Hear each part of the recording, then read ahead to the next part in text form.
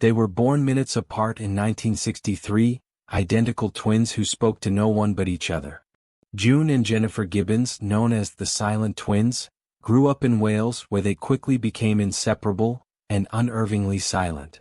As children, they created their own private language, unintelligible to anyone else. Teachers, psychologists, even their own parents were disturbed by how deeply isolated the twins were, both from the outside world and from reality itself. They refused to speak in public.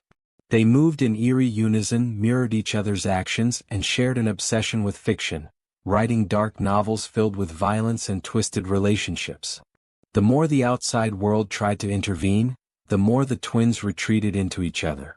Their isolation grew so intense that when they were separated during therapy, they became catatonic, unable to function on their own. But it didn't stop there. As teens, they spiraled deeper, committing crimes including arson and vandalism. They were eventually institutionalized at Broadmoor Hospital, a high-security psychiatric facility typically reserved for the criminally insane. They would spend 11 years there, longer than most murderers serve. During their confinement, their writings turned darker, more surreal, reflecting a growing obsession with death. And then Jennifer made a chilling decision. The twins had long believed that only one of them could survive in the real world. In 1993, just after they were approved for transfer to a lower security clinic, Jennifer died unexpectedly of acute myocarditis, an inflammation of the heart. No drugs, no poison, no trauma. She simply stopped living. Before her death, she had told doctors, "I'm going to die. We've decided." After Jennifer passed, June began speaking to others for the first time in her life. She later admitted that her sister's death was liberating.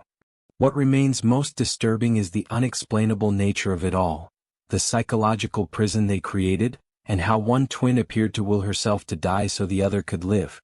The story of the Silent Twins is not just strange. It's terrifying.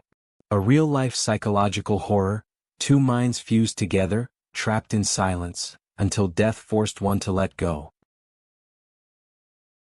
In 1981, the city of Paris became the setting for one of the most grotesque crimes in modern history, a crime so disturbing that the killer would later walk free and become a media sensation. This is the story of Issei Sagawa, a Japanese man from a wealthy family who studied literature in France. Quiet, intelligent, and unassuming, no one suspected the monstrous urges he was hiding.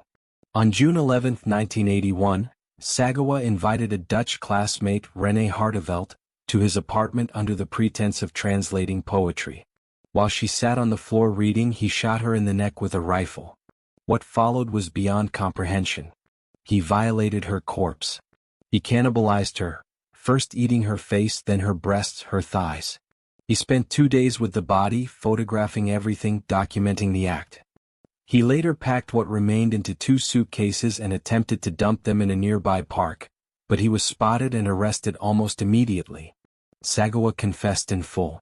He showed no remorse, only satisfaction. And yet, instead of facing justice, he was declared legally insane by the French court and sent to a mental institution. Here's where it becomes truly disturbing. Sagawa was later deported to Japan, where psychologists declared him mentally sane, and because France had dropped the charges, he was released. Just like that. A confessed murderer and cannibal, free to live a normal life. And he didn't just disappear. He wrote books, appeared on talk shows, reviewed restaurants, even starred in a softcore horror film. He became a celebrity.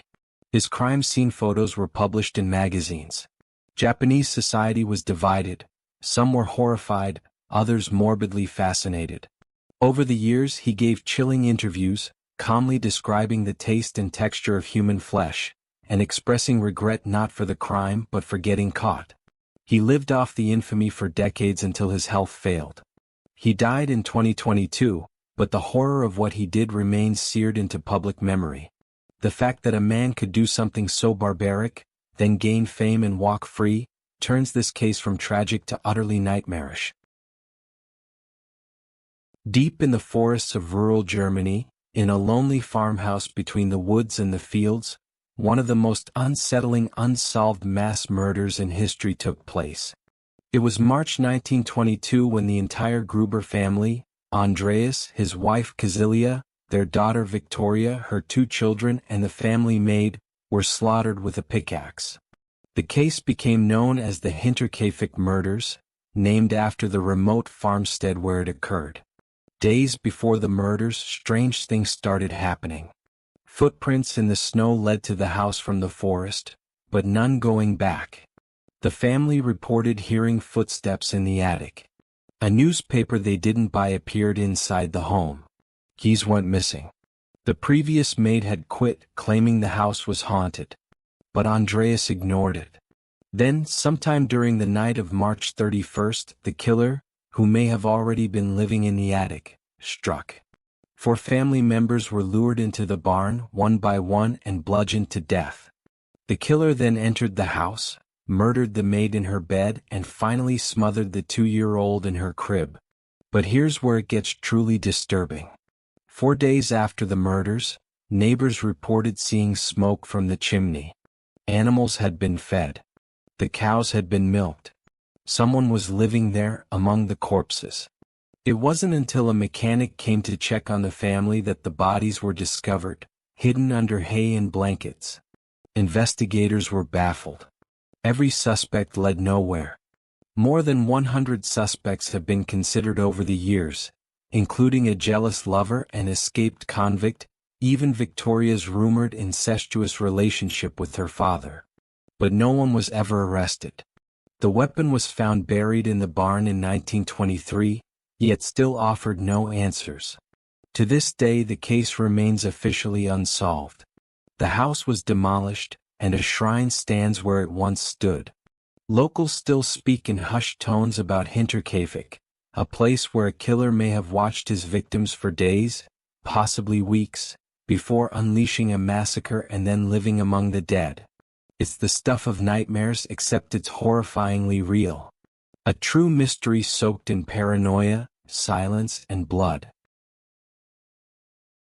On February 19, 1994, Gloria Ramirez was rushed to Riverside General Hospital in California, struggling to breathe and suffering from late-stage cervical cancer. What happened next turned into one of the most bizarre and disturbing medical mysteries ever recorded, one that would later earn her the nickname, the Toxic Lady. Nurses and doctors began administering emergency treatment, but within moments they noticed something wasn't right. Her body was covered in an oily sheen. Her breath had a fruity, garlic-like odor. Then one nurse drew blood, and immediately passed out. Another followed. Then another. One by one, medical staff collapsed, overwhelmed by fumes coming from Ramirez's body. In total, 23 people became seriously ill, 5 were hospitalized, and 1 nurse spent 2 weeks in intensive care. The ER was evacuated. Gloria Ramirez died just 45 minutes after arriving, but the real nightmare had just begun. The hospital called in hazardous materials teams. Investigators were baffled. No known chemical should have caused that reaction. An autopsy had to be conducted in a sealed room with people in hazmat suits. Theories exploded in the media. Some said it was mass hysteria.